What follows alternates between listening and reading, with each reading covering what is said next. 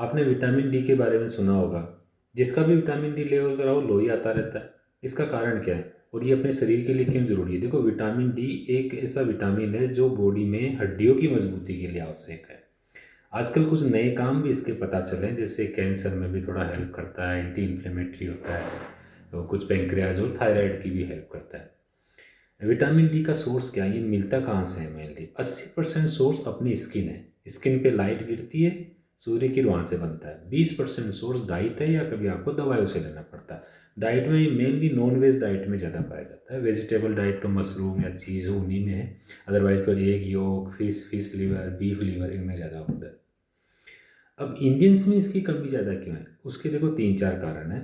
एक तो colour, skin का डार्क कलर है, मेलेनिन ज़्यादा होता है, अल्ट्रावायलेट बी जो होती है एब्जॉर्ब नहीं होती। तो 80% तो सोर्स स्किन है, तो आपका वो सोर्स कम हो गया। दूसरा, कवर करके रखना। फीमेल्स में भी ज़्यादा कवर करते हैं, बुर्का या पर्दा पहन लिया। मेल भी कवर करके रखते हैं।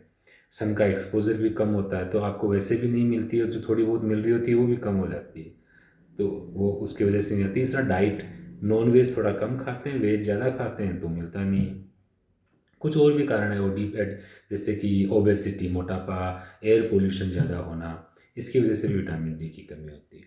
अब एक बार विटामिन डी मान लो आपने खाने में ले लिया, या आपने दवाई के रूप में ले लिया, या आपकी स्किन में बन गया, अब क्या सीधा जाके ये काम करने लग जाएगा? ये सीधा काम नहीं करता। ये खास बात है कि सीधा काम करने के लिए इसको एक्टिव होना पड़ता है। और एक्टिव होता कैसे है? जैसे देखो, आपने जो भी चाहे डाइट लिया या स्किन में सिंथेसिस हुआ, वो होता है कोलेकेल्सिफेरोल। इनएक्टिव है, ये लीवर में जाता है, कुछ चेंज होते हैं लेकिन वहाँ भी ये इनएक्टिव रहता है।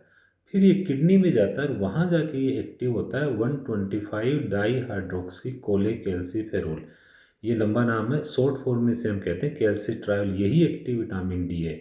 जब तक इसमें कन्वर्ट नहीं होगा ये काम नहीं करेगा।